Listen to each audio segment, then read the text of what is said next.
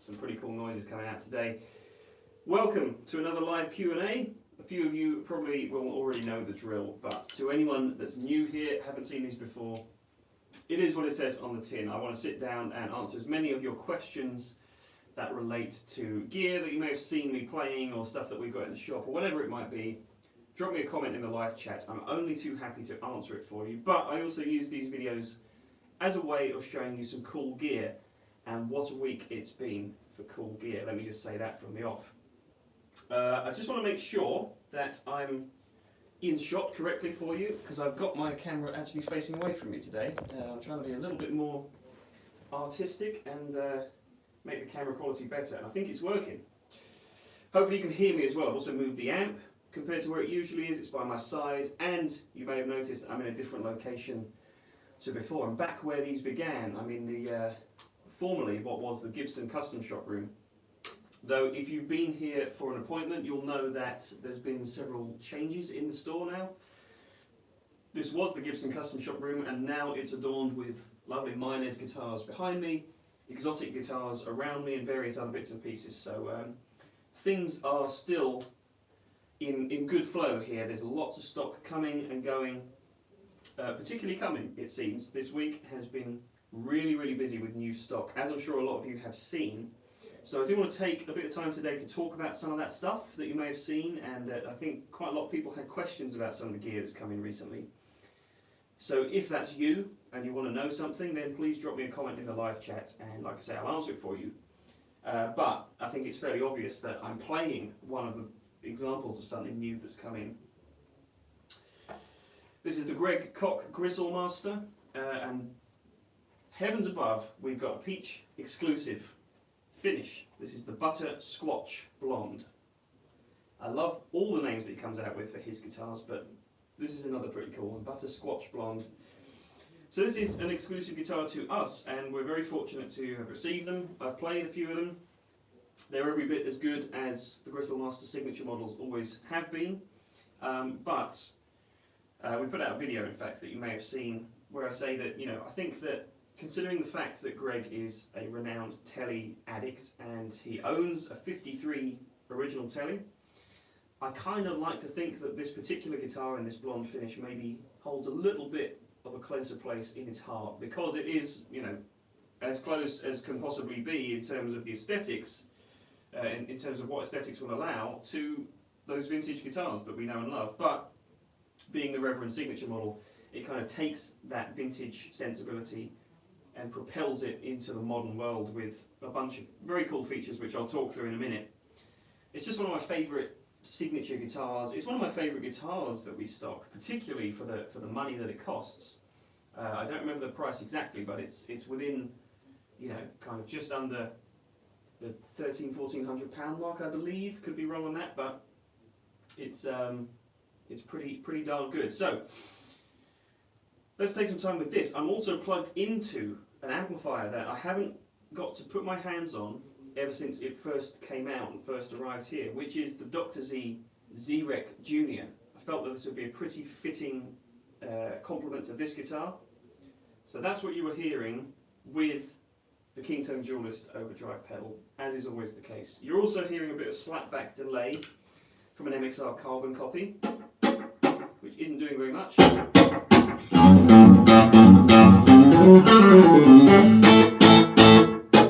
But it just provides a little bit of juice to the sound. So, really simple setup today, but I feel it's kind of a Greg Koch style setup. And while we're at it, before I delve into the guitar, the Greg Koch himself, I honestly don't think. I mean, I do. I'm aware that he's getting he gets a lot of praise, and very welcome praise from a lot of guitar players out there. A lot of people are starting to know who Greg is, but whenever I see him play or hear him play, it always strikes me that he's a lot better than it seems on the surface. And what I mean by that is, it's so easy to be amused by Greg, because he's such a funny guy and such a brilliant personality, but his guitar playing kind of almost sometimes gets a little bit overshadowed, I feel. He's such a fantastic guitar player, and a lot of people do know that, but it's just in my opinion, I always get struck whenever I see him play by just how good he actually is. And that could just be, me, I could be way off the mark there with what most people think about him, but what an astonishing guitar player. And the job that he does for Wildwood Guitars as well, demoing their guitars, he does an exceptional job there too. So he's a very, very well-rounded individual. So yeah, a lot of love for Greg, and that extends to his signature guitar. So I'll play a couple more sounds, and then I'm going to delve into why I think this is such a great guitar. I'm also going to make sure I'm on top of your questions, which I have a tendency of blabbering away and missing some of your questions, so I'll make sure I don't do that today, but I want to kind of talk about this guitar first of all, then we'll delve into some questions. So let me play some cleaner tones. I'll turn the overdrive off. So here's just the tone of the amp with the neck pickup.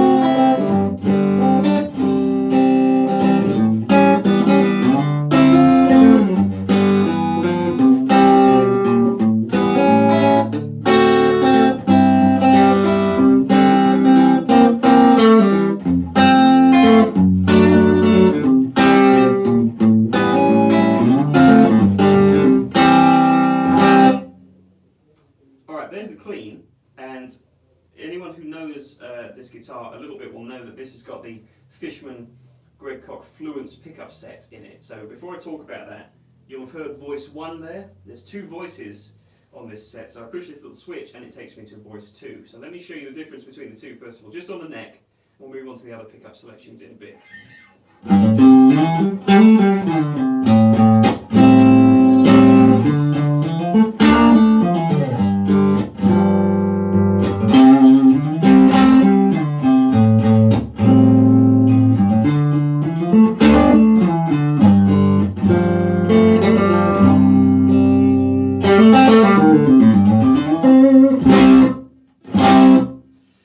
So I love that because it's got two completely different individual Telecaster style voicings, but it's almost like having a built-in boost at the same time. So what it actually is, the Fishman pickups, I mean Greg explains this a lot better than I do, but for anyone who doesn't know, these Fishman pickups are basically using a totally different technology to any other kind of guitar pickup you've used before.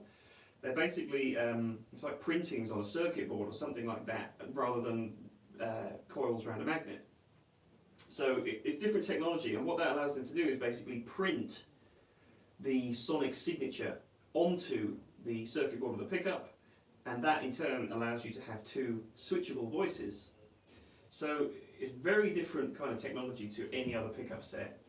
What that also means is that it's noiseless, so there's no hum as you would normally get from a single coil pickup.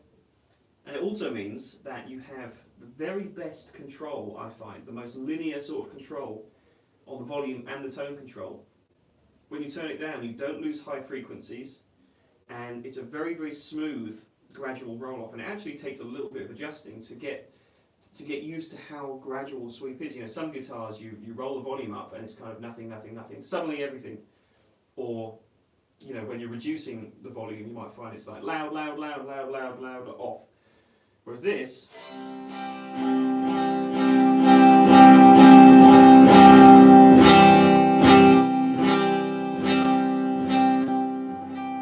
there's so many little shades in there, and it probably won't come across on the camera because of YouTube compression and stuff like that, but it just works very, very well. And I actually put this pickup set in my own exotic XTC tele-style guitar. Because just the utility of it is so great, and the tone as well. I love so I'm in voice 1 right now, which is like a white guard 50s tele sound, and it's very open, it's very snappy.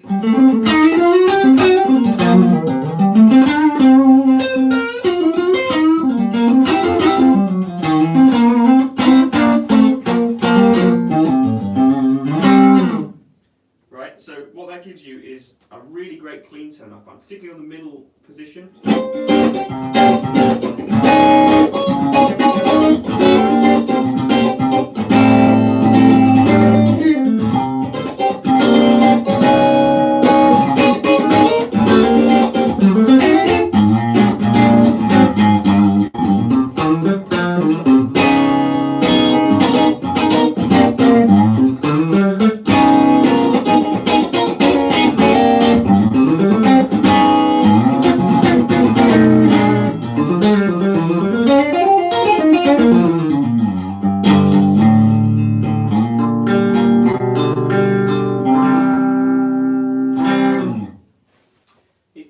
Goes beyond Telecaster into sort of Gretsch territory sometimes. There's such a precision to the sound.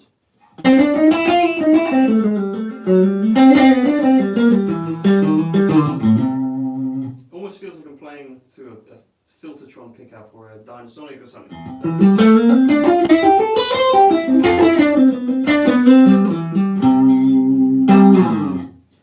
Now if I couple that with voicing 2, now let me show you the bridge pickup quickly, first of all.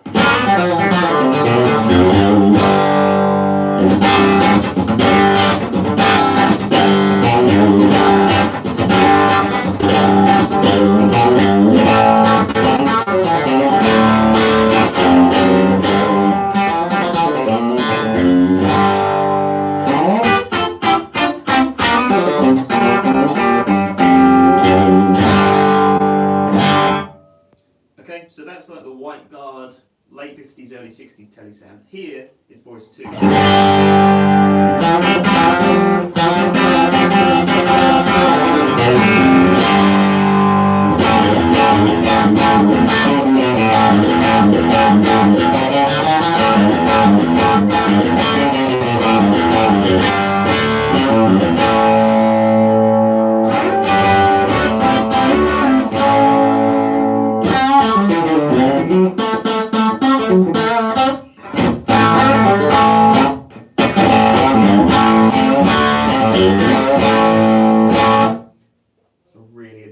sound to play. It sounds great with this Z-Wreck. So basically it's like an early 50s telly. It's much more aggressive and in your face, and that pertains to the other two positions as well. So here's the neck.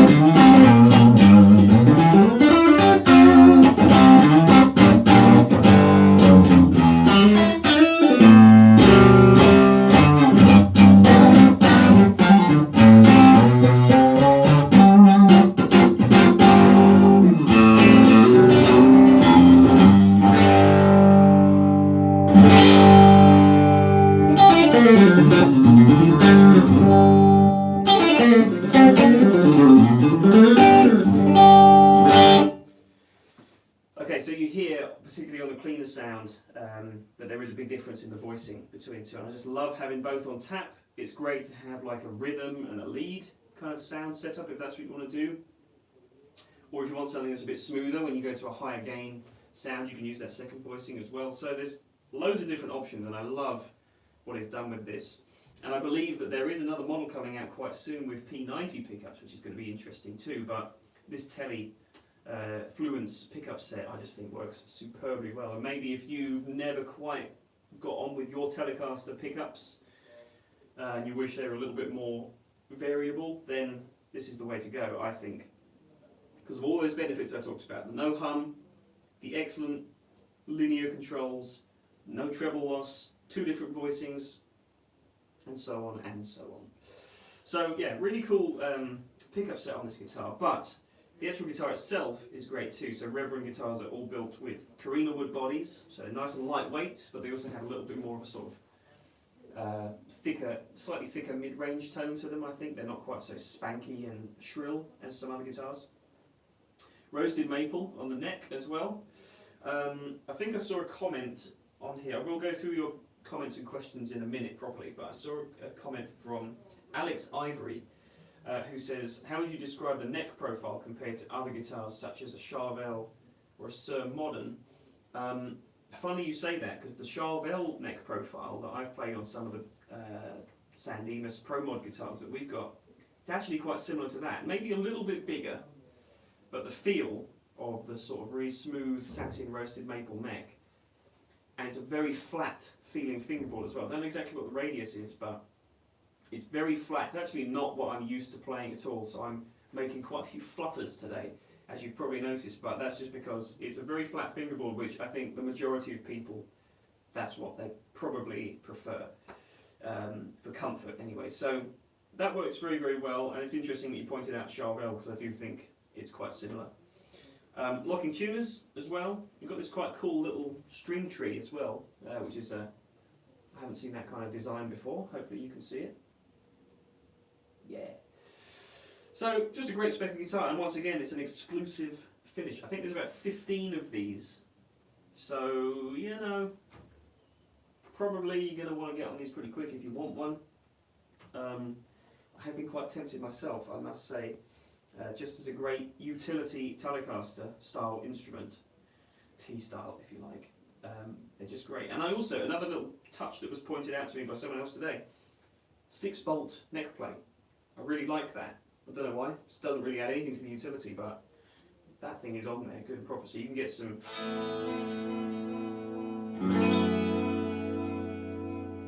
faux vibrato pedal type wobble.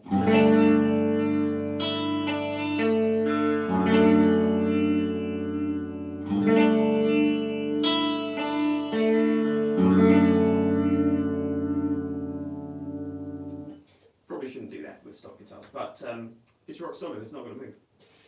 So anyway, I'm going to use this as a little bit of a vehicle to talk through any questions that you might have about anything related to Greg or this guitar. So let me just check some of the comments, make sure I've not missed any questions and stuff like that. And by the way, please tell me if this setup is looking and sounding better than usual, because I've changed things around. I'm using a different camera on the phone, so hopefully it's all working a little bit better, it's a bit crisper, and you can hear me better when I talk. So let me know in the comments if that's the case. Right, let's get some questions. Mark Kalistis, welcome to you, sir. You said, now that's sounding fat. What's the setup today? Greetings from the Philippines. Thank you for ticking the box of, I like when people chime in with where they're watching from. You've ticked that box. And you also asked about setup, which I did cover earlier on in the video, but for anyone who's just joined, I'm playing through a Z-Wreck Junior from Dr. Z, which I'll talk about in a moment. MXR carbon copy on the floor, doing a slapback. Kingtone dualist overdrive, as per usual. That's the setup. Jill Griffiths says hello from Maidstone. Hello to you. John Shop, hello from Michigan, USA. That's pretty cool. John Shop also says, I bought my Kingtone 1968 Vibe from you, and you guys rock. Oh yes, so does the pedal. That's good news. That's good news, John. I'm glad you're enjoying the pedal. That is a great, great pedal. All the Kingtone stuff is exemplary. Whether it's the drives, the fuzzes, the modulation in the form of the Vibe, they just make incredible stuff, and we're very, very pleased to stock them. I use Kingtone pedals in pretty much every video that I do here in some form or another, so yes, the proof is in that fact. I really like what they do. I'm sure you're going to enjoy that pedal. Wayfarer 320, Greg Koch is a legend of the night. Indeed. Indeed he is. Yeah, love Greg. Really do. Gus Garcia says, wow, audio sucks, can't understand a thing. Don't know if you're just talking about my general playing and talking habits not making any sense, which is probably correct, but hopefully the sound is okay, and if it was dodgy, hopefully it's been corrected now. Okay. Joe Johnson says, do the pickups in this guitar sound sterile? I really don't think so. I mean, you know, I put them in my own guitar. I put them in my exotic, and it's definitely a different vibe to more of a vintage type of pickup, where you get, you know, sometimes the hum is part of the equation of the tone of a pickup. For example, with a single coil, you know, just certain frequencies that get cancelled out by hum cancelling technology sometimes do strip away a little bit of a kind of fatness or harmonic overtone sometimes. With this guitar, it doesn't sound to me like a vintage Tele pickup, you know, because of that, because it's quiet, because it's really practical, it's really versatile, it's really clean sounding, and that's what I like about it. I like how clean sounding it is. I actually remarked earlier on that this first voicing almost has a little bit of a Gretsch kind of touch to it.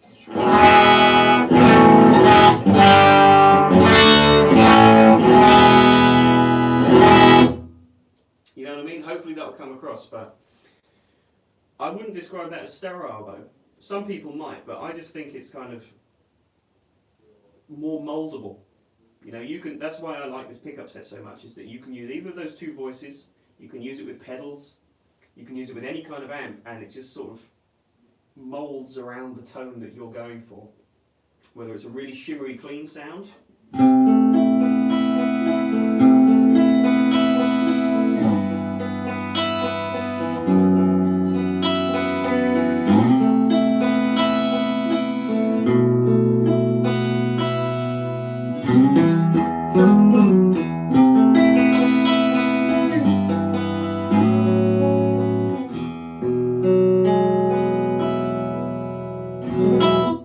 or on the total opposite end of the spectrum,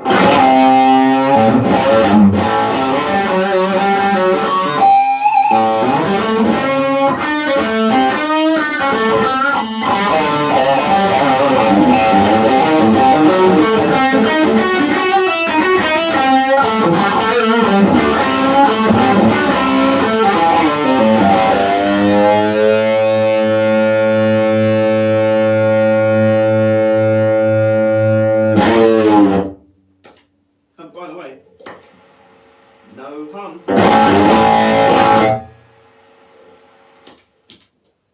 These pickups are wicked. And it all comes together in just this great package of this guitar. So I've spent a lot of time talking about this now, but hopefully you get the picture. It's a great instrument. I like the sound of the pickups personally, I really do. And I like the aesthetic of the guitar as well, which, when these came out, they weren't necessarily for everybody, because it's quite different, and I think someone's just pointed out, BD asks, is the bigger body noticeable? Because Greg upsized the body to suit himself, I guess, just because he's a taller chap, and he wanted a guitar that was a little bit more even, a more even ratio to his sort of his stature as a guitar player and as a man. I don't think it's particularly noticeable. I mean, I play tellies a lot. I can kind of tell now that I know that it's bigger, but if I didn't know, I'd probably just assume otherwise. I do think that having this raised middle section adds a little bit more sort of vastness to the landscape of the guitar, if you like. It's just an optical illusion, but it seems a little bit bigger. I think it's because of that, and the fact it is bigger as well. So, to answer your question, it's kind of noticeable, but I don't think it's a problem. I'm quite a small person. I don't think this is too big, for example. So that's about it, really. I'm going to stop talking about this guitar now. Apart from to answer one more question from Taylor315. Can you tell us what size frets those are? I don't know exactly, but they're pretty big, actually. They are pretty big and they're pretty tall, which, coupled with the fact that the neck is quite slim and it's quite flat radius, quite flat fingerboard, it's very easy to play this guitar. It's not my kind of bread and butter kind of a feel for an instrument, but it's very easy to play, basically, through and through. So, yeah, hopefully that answers your question. Let's see what else we got. Justin Tabor, or Tabor, apologies if I pronounced your name incorrectly. Ballsy Tone, hi from Canada. Thank you very much, and thank you for tuning in from Canada. Alright, let's see what we got. Where are we? Joe Wilson says, hi, do you have any artist events planned for the new year? I love the Joey Landreth masterclass. Yes, that was exceptional. Currently awaiting the delivery of my Kingtone Mini Fuzz Germanium from Peach in the next hour. Well, firstly, to answer your first question, events obviously at the moment are pretty much a no-no, because any sort of gathering is prohibited, really, but there's some stuff on the horizon with Peach Guitars. So that's all I'm going to say for now. There is some stuff on the horizon that may facilitate some very cool happenings in the future. That is as vague as I can possibly make it, and that's how it's going to stay. But there is some cool stuff on the horizon. So make sure you're subscribed, make sure you stay tuned. You're going to be seeing some good stuff. To answer your second, well, it wasn't a question, it was a remark. You're awaiting the delivery of a Kingtone Mini Fuzz. Congratulations on that, sir. You're going to love it. It's one of my favourite fuzz pedals in the world. I must get one for myself, in fact. Okay, Rob Brady says, big volume difference between the guitar sound and when you speak, Jack. Separate mic for your voice would be very welcome. Okay, I apologise for that. These live videos now, compared to some of the ones you may have seen earlier in the lockdown, where this is just me and my phone, basically. So there may come a point where I make a few technological advancements to these videos. But for the time being, it's just that, I'm afraid. So hopefully it's not too drastic and you can still hear me when I talk, and playing guitar doesn't tear your faces off. So I apologise for that, but hopefully you can still hear me. I think that's most of the questions I've gone through for now. So keep them coming in. Okay, I'll talk about the Z-Wreck a little bit. As I said, I've plugged into this amp for the first time since we did a demo. When would that have been? It must have been back in March or April, I think, when this amp came out. Because it was we did the video in the saloon, which was right at the start of lockdown. And I loved the amp then. I loved the Z-Wreck. It's such an amazing amp. For those who don't know, the Z-Wreck is, I think, it's kind of a collaborative amp between Dr. Z and the late Ken Fisher. who was another amp designer, who passed away, and he kind of left some design ideas, I believe, to Dr. Z. He made a few changes, and the amp came out as, not as its signature model specifically, but it was the amp that was most closely associated with Brad Paisley. It's a 30 watt kind of Vox style amp. It's EL84s. It's got that gorgeous chime, but I've always felt the Z-Wreck has a little bit more to offer than just another boutique Vox AC style amp. It's got more heft to it. It's got a hell of a lot more richness and harmonics to it as well. Even on the cleaner sound, I mean, this is the Junior, so it's not exactly the same, but the cleaner sound is so rich. And that's personally what I look for in an amp.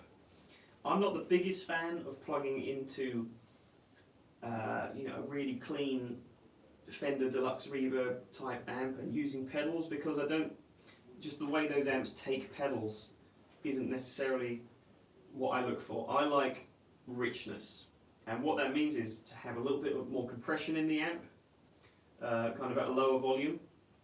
I'm not really pushing anything on the amp today. Everything's around 10 o'clock, the master and the channel volume. And it's kind of breaking up a little bit. It's fairly loud. It's louder than bedroom volume.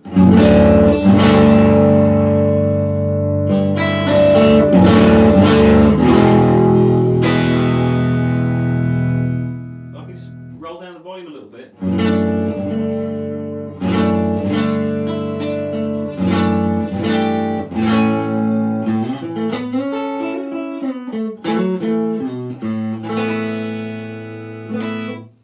So it's got this huge, huge fat sound.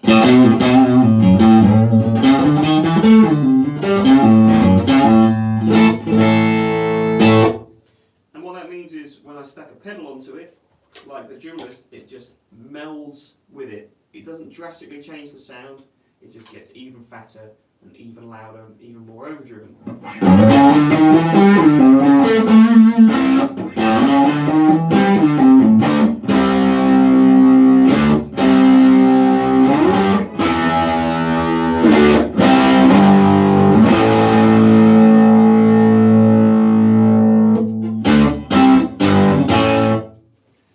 Okay, so that's what I personally like in an amp a lot of the time, is that sort of rich compression thing, and that's what the Z-Wreck had in spades. But it's an incredibly loud amplifier, and it's non-master volume. There is a half power switch on some of them, but it's still just super, super loud. Whenever we've used it for videos, it's in teeth-shaking territory. The Z-Wreck Junior came along this year as Z's answer to that. So it's a downscaled version, 15 watts. This is a 1x12 combo that you're hearing today, but there's also a head version, and it kind of it keeps a lot of the magic of the big boy Z-Wreck, but it's much more manageable. It's got a master volume as opposed to the regular Z-Wreck, which is just wide open, non-master. So what that means is you can crank the volume, which I'll do for you in a moment. You can crank the channel volume, bring the master down and keep it at a lower overall level. Or you can do what I'm doing today and kind of using a blend of both to reach a point that's comfortable to have enough compression to make things sound good at low volume, but also to subdue the volume level. So great little amp, really great amp. So this is where it's set at the moment. Both controls are around 10 o'clock. Let's see.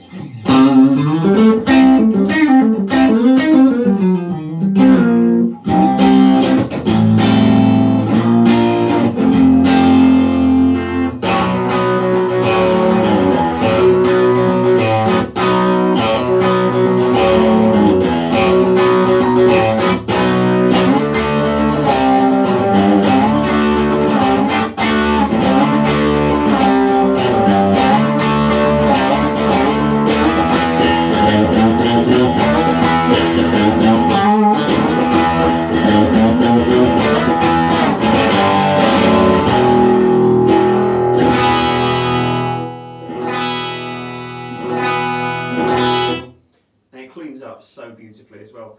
Okay, what I'll do now, I'll dip the master a little bit and crank the volume. This is something I don't think I've actually done with this amp yet, so This will be interesting to hear.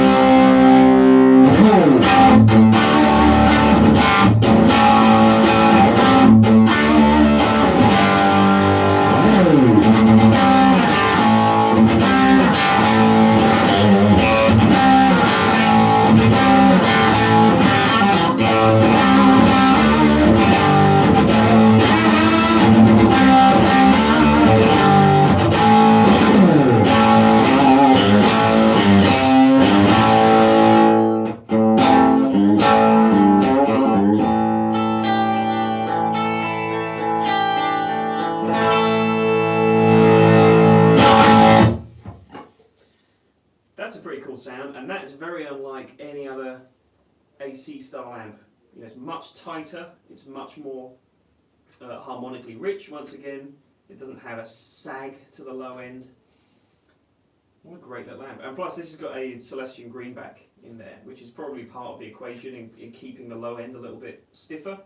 What more can I say really? These are available quite readily. I think we've got quite good stock of these at the minute. So you know, if you've been looking for a compact amp from Z and maybe you don't want to go for one of the really big high-powered models, and maybe for some reason the Maz isn't your thing, if you want something that's a little bit more harmonically rich and interesting, this is a great contender for that. So I'm going to carry on playing around, I think. Let's bring the volume back down. I want to try, in fact, if I turn the master all the way up, so I'm going to try and get something out of it that's more like a big boy Z-Wreck.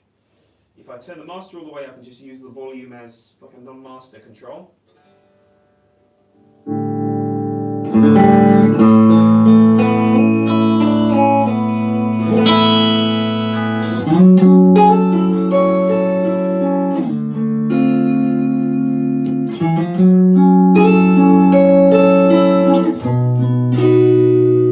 Let's get a little bit more delay. I feel a bit naked without reverb or delay.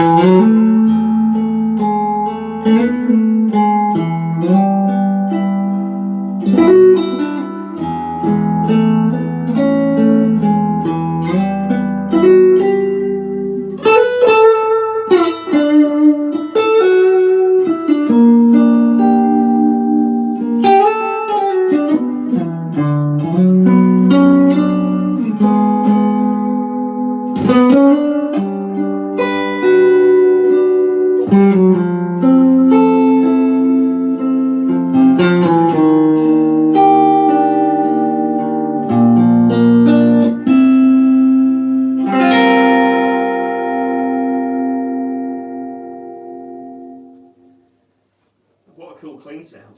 Just, you know, master wide open, volume's about 9 o'clock. It's quite a bit louder than it was at the start. If I really played this hard, it's going to be pretty...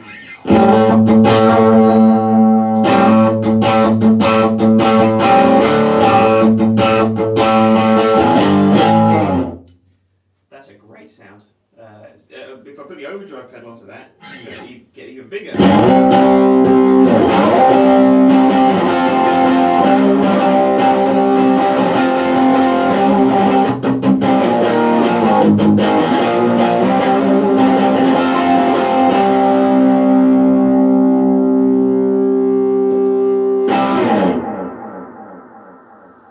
So it can serve as a really nice clean platform, but again it just has more of that sort of innate compression that I think works better with pedals. I think it works better with different types of guitars, so on and so forth. But I'm going to put it back to where I had it at the start, just because I think that was a great a great balance.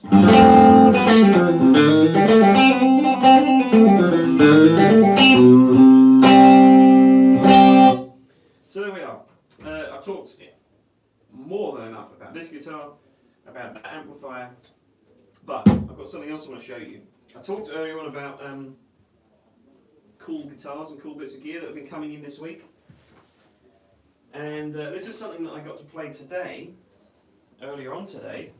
Something that you'll have seen, a couple of in fact, because a few weeks ago we had a great delivery of a bunch of these V's from Gibson. This is another one that turned up, I think it turned up yesterday.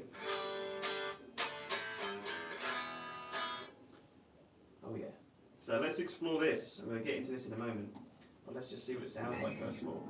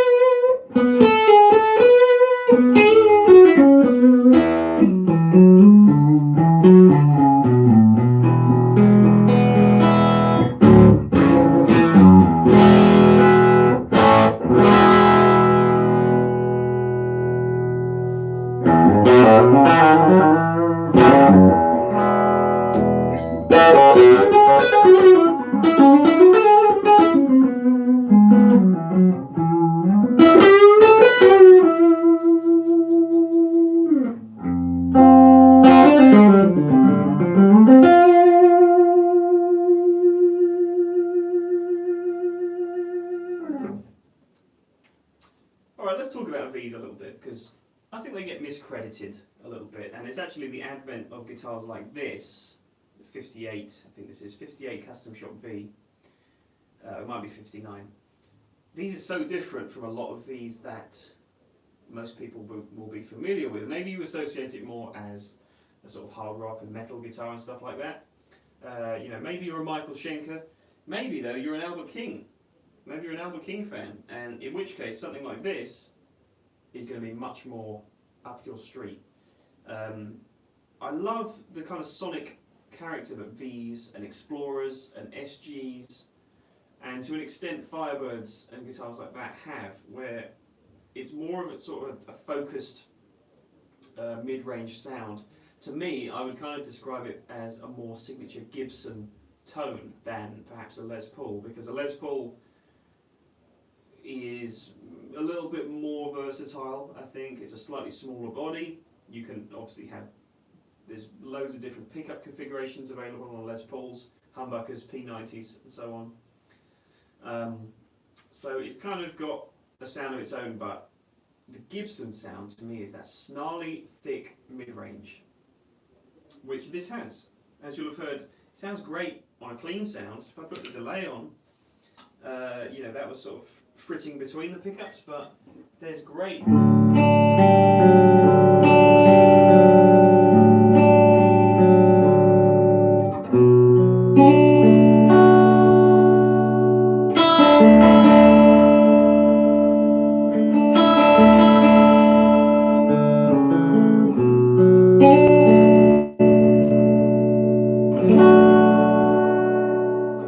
Really great articulation here. It's almost getting into P90 territory.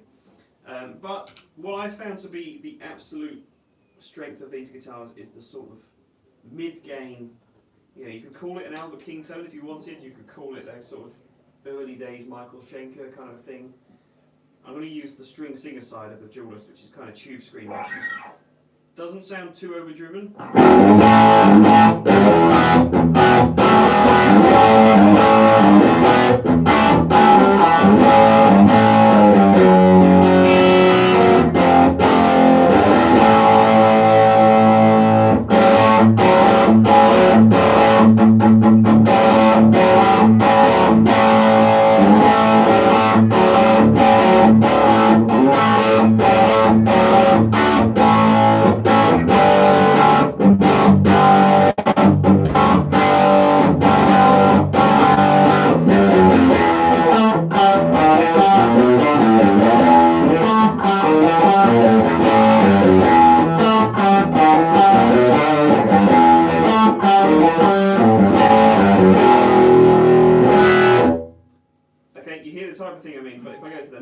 up.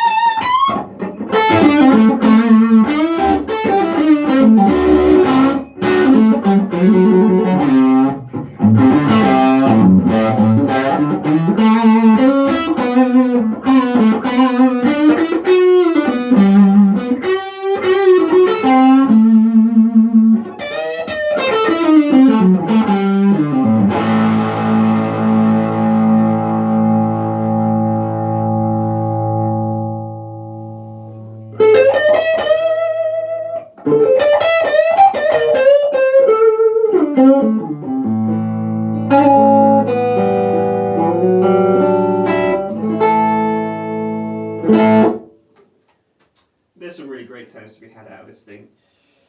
So all in all, it's just a great guitar for cleaner tones and for driven tones, and I think it maybe deserves a little bit more credit than it gets.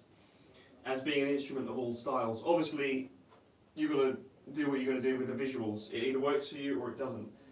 I started, when I started playing these Vs, I kind of thought, this does not work for me. But actually, the more I played them, the more I kind of get used to it. You know, it encourages you to sit like a classical guitar player and really work on your form and have good posture and stuff like that. So anyway, let's see what's going on. I haven't seen any new comments from you guys for about 20 minutes or something, so maybe something's wrong on my end. If you've been commenting and I haven't been answering, forgive me. I'm not seeing any comments in the live chat. Haven't done for about 20 minutes. So if you're out there and you're still watching, just drop me something in the live chat. Make sure to let me know you're there, because I haven't seen anything for quite a while. So yeah, I'm not being ignorant. I'm just not seeing stuff. So until I see something, I guess I could just ramble on a little bit more. I kind of talked about some of the lower gain capabilities of this V, but let's crank up the gain a little bit more. Do what good Vs do, and I'm going to turn the amp down a little bit.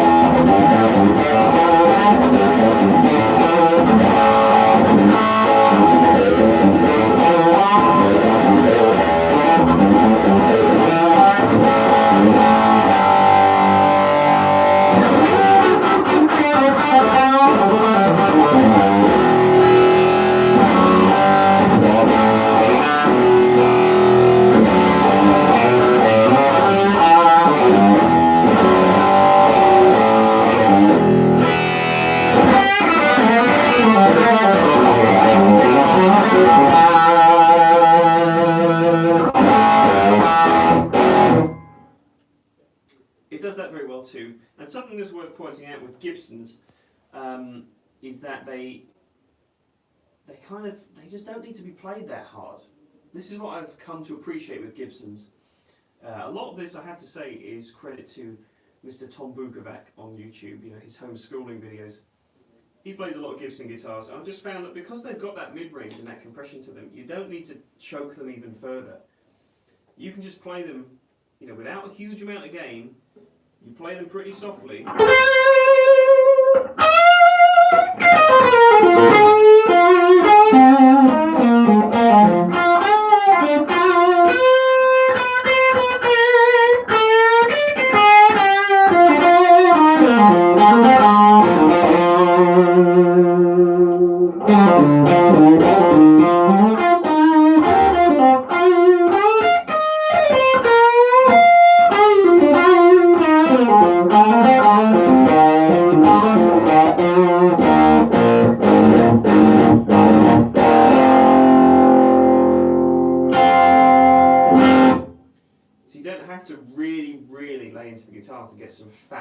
tones. I think actually the softer you play, and maybe using the sort of bigger end of the pick more so, and just playing a little softer gets you bigger tones rather than really laying into it.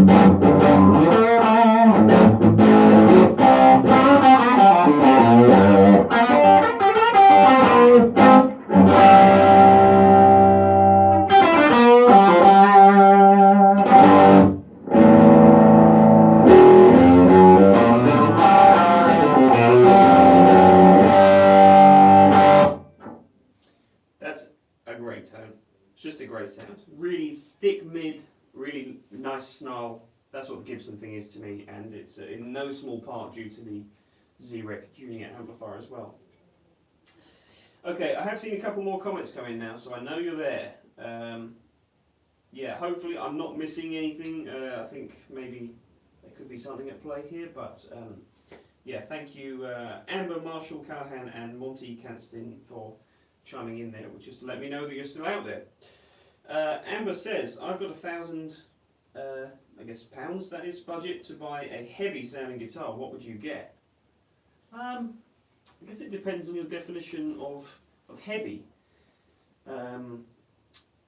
But I'm assuming, you know, you're talking about maybe sort of more of a metal style, in which case you're in luck, because there's so many of those sort of contemporary guitars suited to higher gain, you know, out there.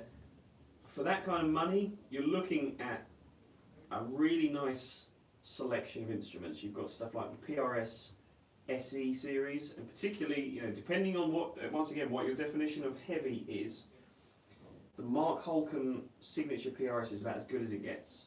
And I believe they sit around 700 to 800, possibly a little bit more. Incredible guitar. Great Seymour Duncan pickups in there as well. Just a really, really nice, tight, aggressive sounding, you know, really great high gain guitar. But it's capable of nice cleans as well. Filmed a couple of videos with those guitars, and they really deliver the goods. But you've also got, you know, a whole multitude of things. You've got Jacksons, you've got Charvel, you've got LTD guitars that we have now, and I haven't really delved into the full range of LTD guitars that we have, but there's definitely going to be something there, and I've never played a bad one really from them. So depending on exactly what you're looking for, what kind of style you're looking for, you know, depending on what sort of players you like the guitar sounds of, I think is always crucial. That's key, but that PRS Mark Holcomb is very hard to fault if you just want a great, heavy, high gain, suitable guitar. That would be my first choice, but check out the LTD stuff as well on the website, because there's a whole range of it. I don't know that much about the whole selection, but there'll be something that catches your eye, I'm sure. And Monty says here, just enjoying the playing, which is very kind of you, sir. Thank you very much. I think though, we've pretty much reached the hour anyway. I've just been sitting here rambling for an hour, it seems. So thank you everyone for joining. I do just want to say, with regard to a video that we put out yesterday, which is quite remarkable, late yesterday evening, we put up this Epiphone 59 Les Paul video to demonstrate the new model that's just come in, and by this morning every single one that we had sold, which is great. very peculiar. In fact, you know, that doesn't often happen, but it's testament to how cool that guitar is. And I think that perhaps there were a few people that tried to purchase it and, you know, that just through the means of the way the website works, someone sort of maybe beat to the post and the guitars were gone. But I just want to say, rest assured that there will be more of those guitars coming along soon. When is a totally different question. That's a question for the sales team, so I direct you to those guys. But yeah, if you missed out this first time, don't worry too much, because there will be another batch of those guitars on the way soon. But to those people who did buy them, thank you very much. I'm sure you're going to really enjoy those. There's a pretty cool sounding guitars.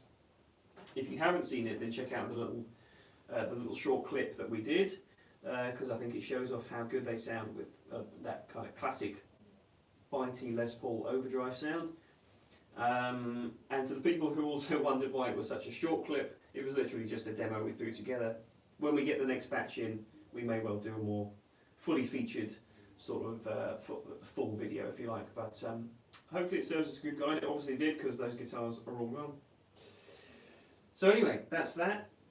It's been a pretty cool week for gear, so do yourself a favour, check out the Peach Guitars site and just see the immense range of stuff that's on our homepage. It's everything from, we've had great acoustics turn up, great classic guitars like this V, the new Reverend Gristle Master that I talked about earlier. There's a bunch of new PRSs, there's a bunch of new Martins, there's a bunch of everything, so just check it out. Most importantly though, have yourselves a very great and a very safe week. And that's it for another week. So I'll see you next Wednesday for another live Q&A. Make sure you prep some good questions. I'm looking forward to it. It should be good. I'm going to have to scoot around the other side of the camera this time to turn it off, so a little bit clumsy, but bear with me. Thanks a lot for watching, folks. Take care, and I'll see you next week. Cheers, guys.